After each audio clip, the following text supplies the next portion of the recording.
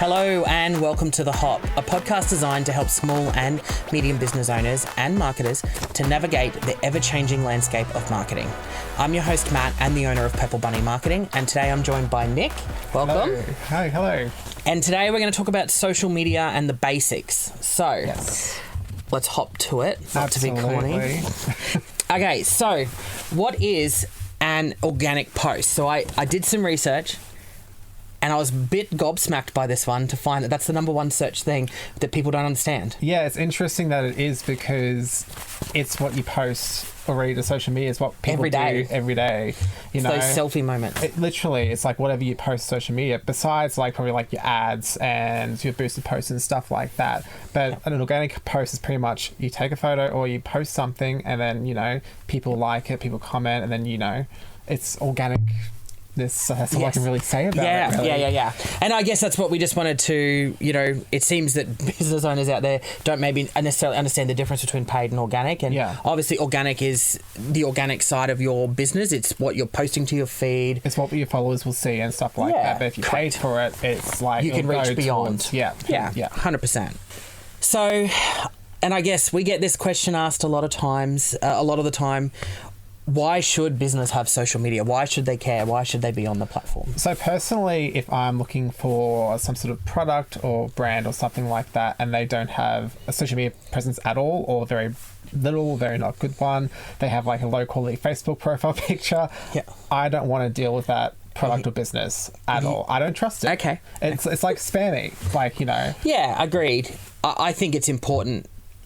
People will search out now these days, and especially the younger generation, they expect it. Yeah. They want to see. They want to know what other people have experienced with the product. They want to know what it's about. You can think of it as like a bad social media presence also reflects on your own brand as well. You might be like a really great brand in person and everything, but if your social presence isn't there, then a lot of people, including myself, probably aren't going to be interested. Yes. Yeah, 100%. I agree. I think social media has become a thing that it is hard for businesses to understand what to do. Yeah. Hence why we do what we do. Yeah. But just having social media, one, will help, but two, doing it effectively is important for business. So if you are going to do it properly, and commit, do it properly. Exactly. So, all right. This is another question we get asked regularly. Or I get a phone call because a new platform drops, like Threads. And someone says, should we be there? Should business be on every social media platform? Oh, yes, including MySpace. I'm kidding. I was going to say, I hope you're joking. Well, no, pretty much. You need to know your audience. So I've been asked before by clients like, oh, should we have a Twitter/X account? I'll always call it Twitter no matter what. So will I. Yeah. Ugh. Sorry, Elon, but we don't care. We can talk about rebranding another day, but it's about social media and stuff. But for example, Twitter, I've been using Twitter for ages. It's a very, honestly, it's kind of niche of what it really is. Yeah. If you're a small local business, like you're an Ipswich-based business, I don't see the point of having a Twitter account. If you're a national business, or if you're a worldwide business, then go for it because you can reach, you know, a bigger audience. But 100%. And I think, you know, there's businesses like, for example, that provide support-based services and stuff like that, where they need to communicate quickly and effectively what's going on. I think that platform is amazing. If you think about, like, you know, the weather. I can't think of what it's called. The weather. Yes. Like they need like news type things. That's what Twitter is pretty much for. But I mean, in my circle of friends, I talk to most of them. Yeah. They're like, oh, really? Are you still on Twitter? And I'm like, yeah. But they're not. Well, I think anything about it as well. It's like, you know, within the people you know, what are they on? You know, 100%. You mentioned Threads, and like people thought it was going to be like overtaking a Twitter, and I kind of did as well. But I think it has I still think it has potential, but like at this current time, I don't see the point of like worrying about another social media.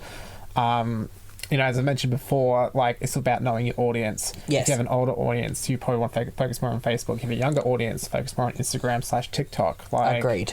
That's pretty much it. Yeah, 100%. Although the oldies are jumping on TikTok trying to find out what we're doing on there. So I've seen it on my For You page. So. All right, we'll move on then. So, to be clear, we don't need to be on every channel. No. We really need to analyse who is our customer, what are we doing, and I guess, then target that platform and make sure that when we do target that platform, you're then being relevant to that audience on that 100%, platform. exactly. So, yeah. All right, perfect. So moving along, obviously social media can be quite time consuming, and another thing that we hear regularly or that business owners say is, I don't have time for it. So how can small business make time for it or effectively manage social media? What would be your advice? I'd say have a dedicated day or a few hours in one day to be okay, so what am I doing for the month of November, for example? Do that halfway through the previous month, it being October, for example. Yes. You plan and go, okay, so what's on? So for example, from November, top of my head, Remembrance Day. Yep. I can't think of any other holidays for next month. If you think about December, make it easier. Christmas, New Year's Eve, Boxing Day. Yeah, you've got all those things coming What will up, I post in those days? What will I need to tell my clients or customers we will be closed that day? Well, that's a post right there. Yes. Easy. Bang, that's one day down. Yep. It's just that planning. It's so important. It's just having that day just to do it and then go, Yeah. And in that plan as well, go, what do I want to post this month? Where it's you can do a monthly thing, an employee of the month or a member of the month, depending on your clientele, of course. It's just those repeatable things. You don't need to reinvent the wheel. Or doing a monthly tips and tricks, showing someone what's going on, or like what we're doing, a podcast that's providing tips. Yeah. Things like that. So you want to be providing information, and you definitely, my number one rule with organic, do not smash your feed with sales and offers. That is what paid advertising is for. That's what that platform is for. If I go to your page and you're just smashing me with offers and not providing me any information or tools or tips or anything about it, I'm not interested. Because I'm not staying there. Because I just think about, depending on what you sell, of course, you're preaching to the choir. Yes. If you're providing members and stuff sign up to get this that's great. That's fantastic for your advertising. Yes. As a member who already follows you, why am I seeing a $0 joining fee type thing?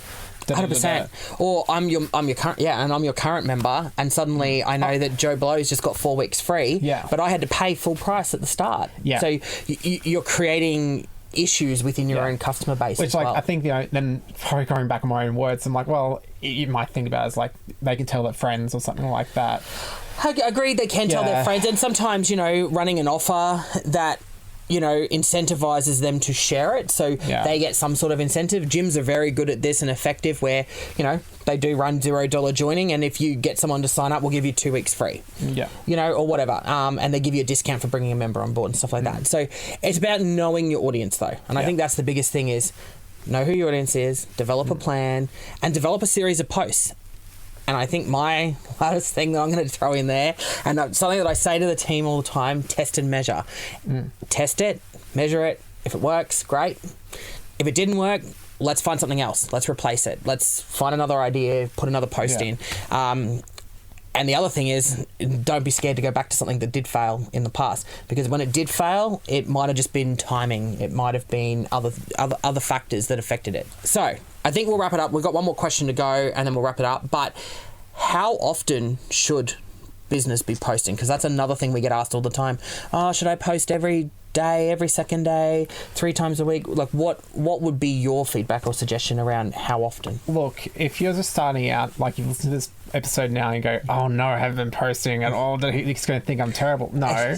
Well, let's just start out slow, right? So I don't expect people to immediately do a lot of posts up straight away. Start off with 3 to 4 posts a week onto your feed. Try and do at least a daily story or something like that. Yes. Because it's stories I like to think are in the moment type thing. Posts can be very more planned out. Correct. And start with that, and then maybe the next month go, okay, let's try and do 5 posts a week. Keep going up. You should be able to try and be posting daily at the end of the day. With a couple of stories a day, pretty much. And it can just be something basic like, if you're running a cafe, oh cool, we've got fresh bread that's been baked, come buy some fresh bread. Bang, organic post right there. 100%. Yeah, agreed. And I think there's no hard and fast rule to how often. And again, you need to understand your audience. Is your audience going to benefit from a post every day, or are they going to benefit from hearing from you a couple of days throughout the week, sort of thing.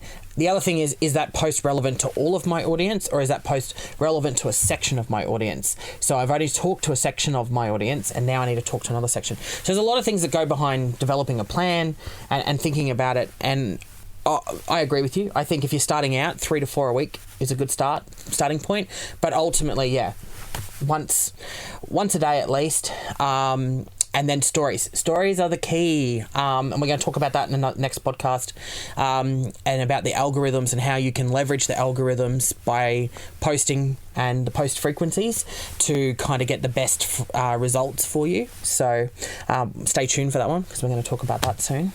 All right. Well, thanks for coming in, Nick. Thanks for chatting. Thanks for talking about the basics of social. Hopefully we've been able to give you some tips to get you started on your journey, and obviously stay tuned for more from us at The Hop. So if you have an opinion about what we've talked about today, or you have some questions about social media that you'd like us to answer, please comment in our social media channels. So stay tuned, and let's get your marketing hopping.